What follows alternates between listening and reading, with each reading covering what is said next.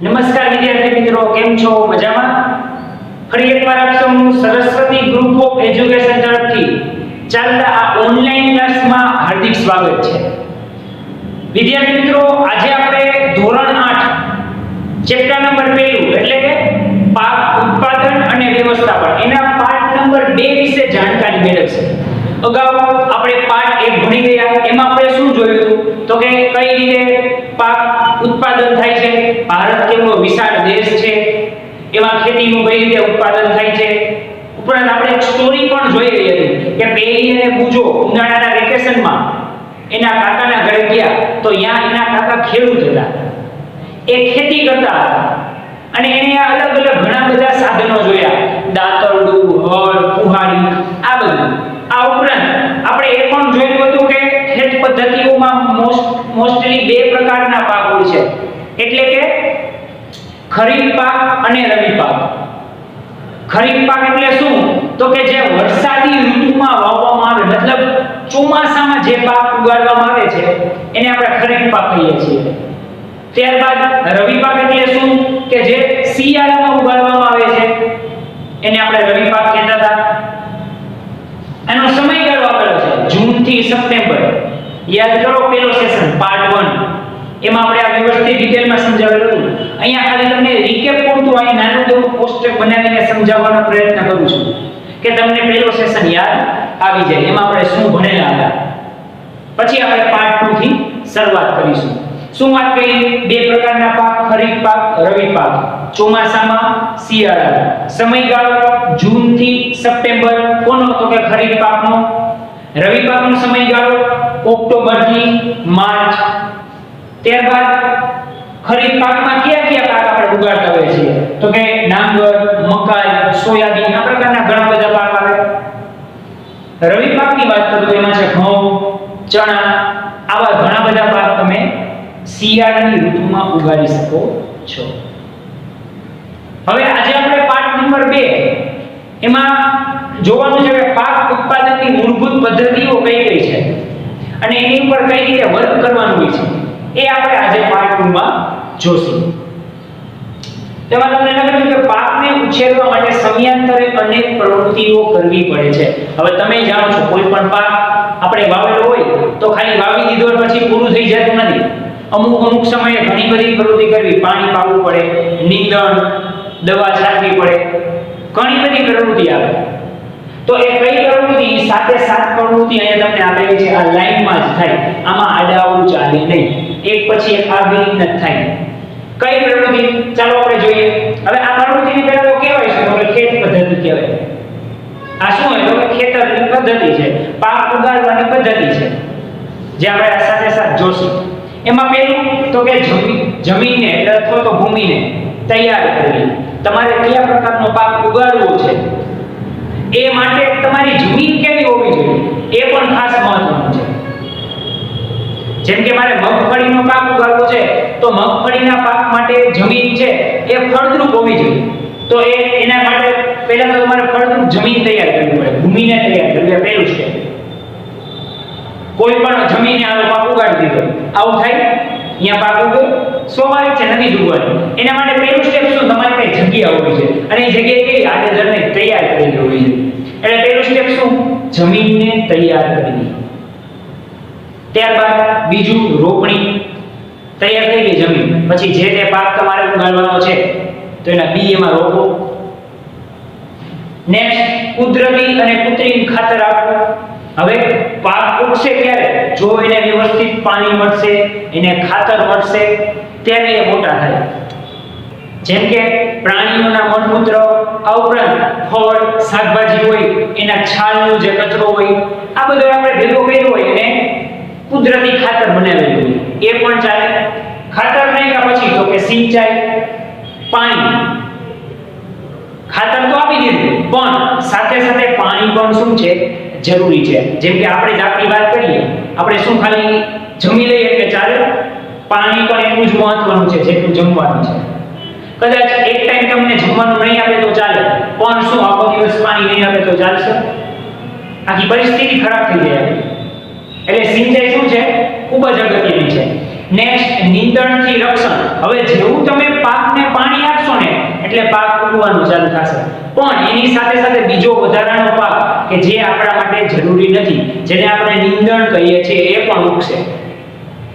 તો એને પણ આપણે શું કરવો પડશે? કાપવો પડશે.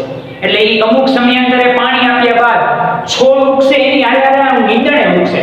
તો એ નીંદણને પણ અમુક જરૂરી સમય હોય મર્યાદા મુજબ કાપવું પડશે, દૂર કરવું પડશે.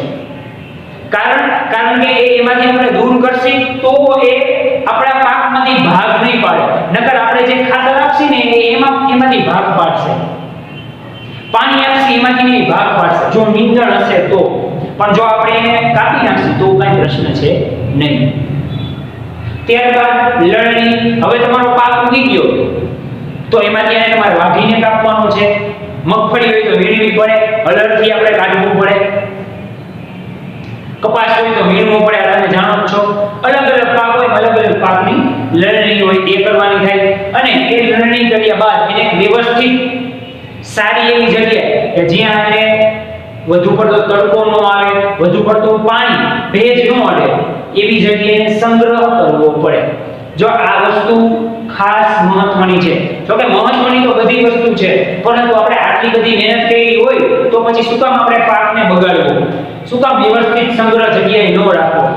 પાક વ્યવસ્થિત તૈયાર થઈ ગયો, પણ જો તમે એને આડી ગમે એવી જગ્યાએ જવા દો અને ત્યાં પાણી અડી ગયું તો આખો તમારો પાક બગડી જશે.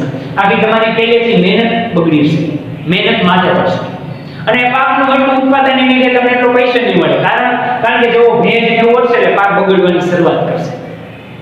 એટલે એના કરતા જો આપણે આટલી મહેનત કરેલી છે તો એક વ્યવસ્થિત સારી જગ્યાએ આપણે પાકને સંગ્રહ કરીશું. આપણે કયા સ્ટેપ જોયા? તો કે પહેલું સ્ટેપ જમીનને તૈયાર કરવી, ભૂમિને તૈયાર કરવી. ત્યારબાદ રોપણી, નેક્સ્ટ કુદરતી અને કૃત્રિમ ખાતરો આપવું, સિંચાઈ, નીંદણથી રક્ષણ, લણણી અને છેલ્લું છે સંગ્રહ. તો આ સાથે સાત સ્ટેપ છે એ તમને 2 માર્કમાં પણ પૂછાઈ શકે અને એક પણ પૂછાઈ શકે. તો ત્યાં સુધી તમે આ જે સાથે સાત છે એનો તમે સ્ક્રીનશોટ પાડી શકો છો સ્ટુડન્ટ્સ. હવે વિદ્યાર્થી મિત્રો આપણે જે 7 ભાગ જોયા એમાંથી પહેલો ભાગ આપણો હતો કે ભૂમિને તૈયાર કરવી. તો એના માટે કયા કાર્યો આપણે કરવા પડે છે? 7 ભાગ આપણે જોયા, એ સાથે સાથે આપણે વિસ્તારથી જોશી. એમાંનો પહેલો ભાગ એટલે કે ભૂમિને તૈયાર કરવી. તો એ આપણે વિસ્તારથી જોઈએ. તેમાં પહેલું કાર્ય છે કે પાક ઉછેરતા પહેલા જમીનને તૈયાર કરવી એ પ્રથમ ચરણ છે, પહેલું પગથિયું છે. આપણે મેં હમણાં અગાઉ પણ તમને વાત કરી કે કોઈ પણ પાક તમારે ઉગાડવો હોય એ પહેલા તમારે જમીનને ઉછેરવી, વ્યવસ્થિત કરવી એ પહેલું પગથિયું. જો જમીન વ્યવસ્થિત નહીં હોય તો તમારો પાક થશે નહીં, અને થશે તો એ સારો એવો થશે નહીં. એટલે પ્રથમ ચરણ કયું છે કે જમીનને વ્યવસ્થિત ઉછેરવી, એનો ઉછેર કરવો. ત્યારબાદ બીજું ચરણ કે માટીને ઉલટાવવી. એટલે કે હવે જનરલી થતું હોય કેવું તો કે ધારો કે આ એક ખેતર છે, બરાબર, એમાં આવી રીતના માટી છે. એને એક પાક ઉગાડ્યા બાદ જ્યારે તમે બીજો પાક ઉગાડો ત્યારે માટીને ઉલટાવવી પડે. આ ઉપર જાય, આ હોય નીચે આવે. જો આ આમ થશે. કારણ કે જે ઉપરની જમીન છે ઓલરેડી એમાંથી પોષક દ્રવ્યો એ જે તમે પહેલો પાક ઉગાડ્યો તો એમાં વયા ગયા. હવે એની જમીનમાં એટલા બધા પોષક દ્રવ્યો હશે નહીં કે બીજા પાકને પણ આપી શકે.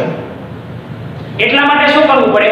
પણ હા, પછી નીચેની જે જમીન હશે હમણાં આગળ આવશે એમાં પોષક દ્રવ્યો એમને મળશે, કારણ કે આ 2 લેયરના પોષક દ્રવ્યો વપરાણા છે, ત્રીજા ચોથા લેયરના પોષક દ્રવ્યો વપરાણા નથી. તો એને શું કરી દેવાનું? ઉલટાવી દેવાનું. એટલે આ નવી હોય ઉપર આવી જાય, જૂની હોય નીચે આવી જાય. પાછળ થોડો આરામ મળે કે પાછા એનામાં પોષક દ્રવ્યો આવી જાય. એ હમણાં આપણે વિસ્તારથી જોઈએ. ઓકે, નેક્સ્ટ પોચી માટીમાં અળસિયા અને સૂક્ષ્મ જીવોની વૃદ્ધિ થતી હોય. હવે ઈ શું કહેવાય? તો કે ખેડૂતના મિત્ર કહેવાય. કારણ કે અળસિયા છે ઉપર નીચે આવે એટલે શું કરે? જમીનને પોચી કરે. અને જેમ જમીન પોચી એમાં અંદર પાણી જાય, એટલે અંદર પાણી અંદર સુધી મૂળ સુધી પહોંચાડવું ખેડૂત માટે વધુ સરળ થઈ જાય. એટલા માટે આપણે નાનપણથી જ ભણતા આવીએ છીએ કે અળસિયા છે એ શું કહેવાય? ખેડૂતના મિત્ર કહેવાય છે. કારણ કે જમીનને કેવી કરે છે? પોચી બનાવે છે. ફક્ત અળસિયા નહીં પણ આવા ઘણા બધા સૂક્ષ્મ જીવો હોય કે જે જમીનને પોચી બનાવે છે.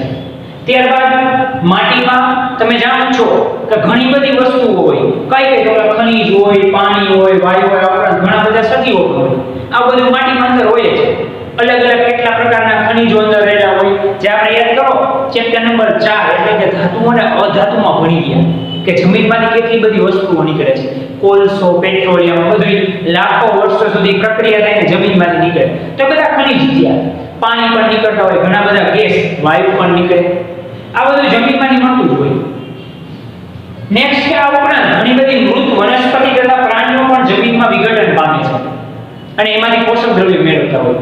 હવે તમે જાણો છો કે કોઈ પણ વનસ્પતિ છે એ આપણે એનું થડ કાપી નાખીએ તો અહીંયાથી જમીનમાં જેના મૂળિયા હતા હવે એને કેવું થઈ ગયું, ઉપર નહીં જાય. હા, નીચે પોષણ મળ્યું પણ ઉપર એની વૃદ્ધિ કેવી થઈ ગઈ, બંધ થઈ ગઈ, કારણ કે આપણે મૂળમાંથી જમીન કાપી નાખી. આ ઉપરાંત ઘણા એવા પાંદડા હોય કે જમીનમાં દટાઈ ગયા હોય, ઘણી વનસ્પતિ એવી હોય જમીનમાં દટાઈ ગઈ હોય, પ્રાણીઓ એના મૃતદેહો જમીનમાં દટાઈ ગયા હોય. તો એમાંથી શું કરતી હોય જમીન, એને અલગ કરી એમાંથી પોષણ મેળવતી હોય. ત્યારબાદ આપણે જોઈએ કે ઉપરની સપાટી થોડાક સેન્ટીમીટર સુધી જ વૃદ્ધિમાં સહાય કરે છે, એટલા માટે જમીનને ઉપર નીચે કરવી પડે છે. જો હવે વસ્તુ અહીં આવી એ થોડાક સેન્ટીમીટર એટલે કે અહીંયા સુધી જ પાકને પોષણ મેળવવામાં મદદરૂપ કરે. એના નીચેથી સેન્ટીમીટરની પછી કદાચ ગમે એવી સારી જમીન હોય તો એ પાક માટે લાગુ પડે નહીં. એટલા માટે આપણે જમીનને શું કરતા હોય, ઉપર નીચે કરતા હોય. જો હજી એક વાર સમજાવું, ધારો કે આ જમીનના લેયર છે, બરાબર? હવે હજી હું એક બે લેયર એક્સ્ટ્રા દોરી નાખું છું એટલે તમને વધુ જલ્દી સમજાઈ જશે. આટલા સેન્ટીમીટર છે અહીંયા સુધી, એ તમે પાક વાવો છો તો વધુ અહીંયા સુધી ઊંડાઈમાં જશે. હવે એટલે આપણે મોટા વૃક્ષો તો વાવતા નથી કે બહુ ઊંડે જાય, આપણે પાક વાવી છે અને 3 મહિના 4 મહિના જે સમયગાળો છે બાદ આપણે એને ઉખાડી નાખવાના છે, કારણ નવો પાક ઉગાડવા માટે. તો બહુ તો ઊંડા નહીં જાય, અમુક સેન્ટીમીટર સુધી, ધારો કે અહીંયા સુધી ગયા, બરાબર? હું આ ઘાટી લાઈન કરું છું ત્યાં સુધી, અહીં લખેલું અમુક સેન્ટીમીટર સુધી. તો ત્યાં સુધીની માટી છે એના પોષક દ્રવ્યો એ પાકને મળશે, પરંતુ એની નીચેના માટીના પોષક દ્રવ્યો એ પાકને મળશે નહીં. કારણ કે અહીંયા સુધી એ જે છોડ છે એના મૂળ પહોંચ્યા જ નથી.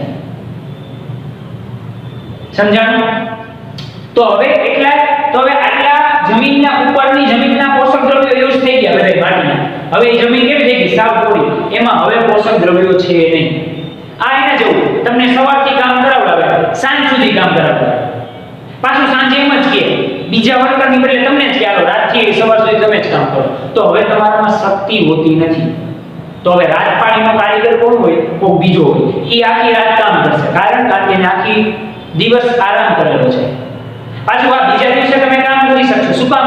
તમે આખી રાત આરામ કરશો. તો એના જેવું જ છે. 3 મહિના સુધી આ જે પાક ઉગાડેલો હતો એમાં ઉપરના સેન્ટીમીટર, અમુક સેન્ટીમીટર સુધીની જમીન છે એમાં પોષક દ્રવ્યો છે. પછી પાક યુઝ થઈ ગયો, પાક હોઈ ગયો, આપણે બારે કાઢી લીધો, પછી એમાં પોષક દ્રવ્યો કેવા થઈ ગયા છે, પ્રમાણ સાવ ઓછું થઈ ગયું હશે. એટલા માટે આ પાછા નીચેની જમીન યુઝ નહીં કર્યું, એમાં પોષક દ્રવ્યો એમને જ હશે. એટલા માટે શું કરવું પડે, હવે બીજો પાક વાવી એના માટે પોષક દ્રવ્યો ક્યાંથી લાવવા? તો એ આ જમીનમાં ઉપરની જમીનમાં હશે નહીં. એટલા માટે શું કરવાનું, આ જે પોષક દ્રવ્યો એમની જમીન છે એને આપણે ઉપર લઈ આવવાની, અને પોષક દ્રવ્યો વિનાની જમીન છે જેનું કઈ કામ નથી એને આપણે આરામ દેવાનું, એને લઈ જવાની નીચે. સમજાણો? એટલે એ 3-4 મહિના રહેશે નીચે. તો અહીંયા એટલી લાઈનમાં એને પણ પોષક દ્રવ્યો બીજા મળી ગયા છે નીચેના ભાગમાં, પાછી એને ઉપર નીચે કરશે. એટલે આમને ઉપર નીચે કરવાની પ્રક્રિયા ચાલુ હોય છે અને નવો પાક ઉગાડતા હોય છે. એ શું કામ આપણે પહેલા જ કીધું, શું કામ ઉપર નીચે કરવી પડે છે એનું રીઝન આ, કારણ કે જમીનમાંથી પોષક દ્રવ્યો વધુ ને વધુ મળતા રહે. એટલા માટે આપણે જમીન છે ને ઉપર નીચે કરતા હોય છે, નવો પાક ઉગાડી ત્યારબાદ આવી રીતના માટીને ઉપર નીચે અને પોચી કરવાની પ્રક્રિયાને ખેડાણ કહે છે. આ વસ્તુ યાદ રાખજો. માટી હોય જમીન એને આપણે ઉપર નીચે કરી અને ઉપર નીચે કરે સ્વાભાવિક છે પોચી થવાની જ છે. તો આ જે ઉપર નીચે ને પોચી કરવાની પ્રક્રિયા છે એને શું કહેવાય, ખેડાણ કહેવામાં આવે છે.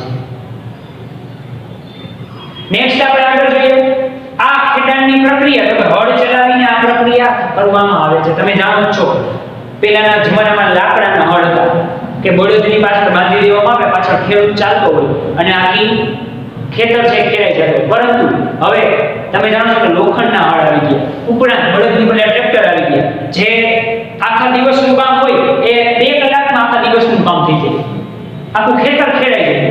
એ જ પદ્ધતિ, જે પદ્ધતિ તમે જૂની પદ્ધતિથી યુઝ કરતા હતા, પણ એ સ્પીડમાં થાય છે. મશીન આવી ગયા, હવે લોખંડના હળ આવે છે, પેલા લાકડાના હળ આવે. નેક્સ્ટ કે જો માટી સૂકી હોય તો એને આપણે પાણી પણ આપવું પડે છે. ઘણા ટાઈમ સુધી આપણે માટીમાં કાંઈ વાવ્યું ન હોય તો માટી કેવી થઈ ગઈ હોય, સૂકી થઈ ગઈ હોય, તો એમનેમ ચાલે નહીં. તમારે પહેલા શું દેવું પડે, એ માટીને પાણી પીવડાવવું પડે, પાણીને વ્યવસ્થિત કરવું પડે, પછી તમારે પાક ઉગાડવાની આગળની પ્રક્રિયા થાય. આગળ આપણે જોઈએ ખેતરને સમથળ કરવું પડે. કેનાથી? તો કે સમારથી કરવું પડે. સમથળ એટલે કેવું? સીધું કરવું પડે. પહેલા તો કોઈ પણ ખેતર હોય આમ સીધું હોય, પછી આમ ઢાળ હોય, પાછું સીધું, તો એમાં ક્યારે વ્યવસ્થિત પાક ઉગે નહીં. એટલે જ્યાં જ્યાં આવા ઢાળા હોય, ઊંચી કોઈ જમીન હોય, એને કેવું કરવું પડે? સમથળ. સમથળ એટલે કે સપાટ, લીસું, સીધું કરવું પડે. ઈ કેનાથી થાય? સમારથી થાય. સમાર નામનું એક સાધન આવે, એનાથી ખેતર કેવું થઈ જાય? સમતળ થઈ જાય. આગળ આપણે જોઈએ કે ઘણી વખત ખેડતા પહેલા કુદરતી ખાતર પણ ઉમેરવું પડે છે. કારણ કે ઘણો સમય સુધી આપણે ખેતરમાં પાક વાવ્યો ન હોય તો એ ખેતર કેવું થઈ ગયું હોય? સાવ જળ જેવું થઈ ગયું, ઝડપથી પાક ઉગે નહીં. એટલા માટે આપણે એમાં કુદરતી ખાતર ઉમેરવું પડે, જેથી જમીન કેવી થઈ જાય? વ્યવસ્થિત પાકને લાયક થઈ જાય. એટલા માટે આપણે એમાં ઘણીવાર પાક ઉમેરતા પહેલા ખાતર ઉમેરતા હોય, જેથી આપણો પાક કેવો થાય? સારો થાય. જેમ અહીં આપણે કેમ કીધું, ઘણી વખત પાણી દેવું પણ આવશ્યક છે. એવી રીતના ઘણી વખત પાણીની જેમ કુદરતી ખાતર દેવું પણ આવશ્યક છે. એટલે જમીન કેવી રહી જાય? સરખી રહી જાય. આગળ આપણે જોઈએ અને બીજ રોપતા પહેલા પાણી આપવામાં આવે છે. આપણે જોઈ લીધું, બરાબર? કોઈ પણ તમારે જે પાક વાવવો છે એમ તમે બીજ એમાં નાખશો, ઈ પહેલા પણ જમીનને પોચી કરવી પડે. તો ઈ પોચી કરવા માટે શું કરવું? તો કે પાણી દેવું પડે. તો આપણે આ ભૂમિને તૈયાર કરવાની પ્રવૃત્તિ જોઈ ગયા. તો પહેલા તો શું કરવું પડે? તો કે પહેલા તો પાકને ઉછેરતા પહેલા જમીનને તૈયાર કરવાની, ત્યારબાદ માટીને ઉલટાવવી. માટીમાં અળસિયા સૂક્ષ્મ જીવો હોય એને શું કહેવાય? આપણે ખેડૂતના મિત્રો કહેવાય છે. નેક્સ્ટ કે માટીમાં ઉપરાંત ખનિજ, પાણી, વાયુ, ઘણી બધી વસ્તુઓ રહેલી હોય છે. આ ઉપરાંત મૃત વનસ્પતિ, પ્રાણીઓ, પ્રાણીઓ જમીનમાં વિઘટન પામે છે, પોષણ મેળવે. ઉપરાંત આપણે વાત કરીએ કે ઉપરની જે જમીન છે એ અમુક સેન્ટીમીટર સુધી જ એના પોષક દ્રવ્યો આપે છે. એની નીચેની જમીનના પોષક દ્રવ્યો ઉપરની જમીનમાં મળતા નથી. એટલા માટે આપણે જમીનને ઉપર નીચે અને પોચી કરતા હોઈએ છીએ. તો આ ઉપર નીચે અને પોચી જે જમીન કરી છે એ કરવાની પ્રવૃત્તિને ખેડાણ કહે છે. આ વ્યાખ્યા યાદ રાખજો. નેક્સ્ટ કે આ પ્રક્રિયા તો કે હળ ચલાવીને થાય. મેં તમને કીધું કે પહેલાના જમાનામાં લાકડાનું હળ હતું, આવી રીતના આમ હળ હોય, આમ ભાગ હોય, બરોબર? આમ આ પકડીને આ ભાગ હોય એ બળદ સાથે જોઈન્ટ હોય અને આ ખેડૂતે ભાગ પકડ્યો, આગળ ચાલતો હોય, બળદ ચાલતો જાય, જમીન સમતળ થતી જાય, ઉપર નીચે થતી જાય. પરંતુ હવે શું આવી ગયું? તો કે એનું જે સ્થાન છે આધુનિક સાધનો લઈ લીધું. હવે ટ્રેક્ટરની પાછળ તમે જાણો છો ઓલા 5-4 ખાંચા મૂકતા હોય, એની મદદથી આખી જમીન જે છે એક દિવસનું કામ હોય એ 2 કલાકમાં ખાલી આખી જમીન ખેડાઈ જાય છે, ઉપર નીચે થઈ જાય છે. ઇન શોર્ટ આખા ખેતરનું ખેડાણ 2 કલાકમાં જ ખાલી થઈ જાય છે. નેક્સ્ટ આપણે આગળ જોઈએ કે આ પ્રક્રિયા સૂકી જમીન હોય તો એને પાણી પણ દેવું પડે. ઉપરાંત મોટા ઢેકાને ઘણીવાર તોડવા પણ પડે. જે મોટા ઢેકા હોય એ ચાલે નહીં, ઘણીવાર તમારે તોડીને ઘણ મારીને નાના કરવા પડે. ખેતરને સમતળ કેનાથી કરો? સમારથી. મેં કીધું ઢેકા ઉપર નીચે હોય તો એવું ચાલે નહીં, સીધું જ રાખવું પડે, એટલો ભાગ કાઢવો પડે. ઘણી વખત ખેડતા પહેલા કુદરતી ખાતર નાખવું અને બીજ રોપતા પહેલા પાણી પણ આવશ્યક છે. અહીંયા તમારી જમીન તૈયાર થઈ. હવે તમારે બીજો ભાગ કરવાનો થાય. તો વિદ્યાર્થી મિત્રો, આજના સેશનમાં આપણે સાવ સિમ્પલ 7 નામ જોયા. એ 7 નામમાં પહેલું નામ શું હતું? તો કે ભૂમિને તૈયાર કરવી. એ કઈ રીતે તૈયાર કરવી એ તમે આ થિયરી આપણે સાવ ઈઝી મદદથી જોઈ ગયા અને તમને પણ આ લેક્ચર ખાલી સાંભળીને યાદ રહી ગયો છે એવી આશા રાખું છું. સેશનમાં આપણે અહીંયા સુધી રાખીએ છીએ. વધુ પાકની રોપણી, પાણી, આ બધું આપણે નેક્સ્ટ નેક્સ્ટ સેશનમાં જોશું. પણ અહીંયા સુધીનો જે છે તમે સ્ક્રીનશોટ પાડી શકો છો. અને વિદ્યાર્થી મિત્રો, આ જે સેશનનો ચાલેલો છે પાર્ટ 2 એ 2 વખત તમારે રફ બુકમાં લખવાનો છે. Thank you.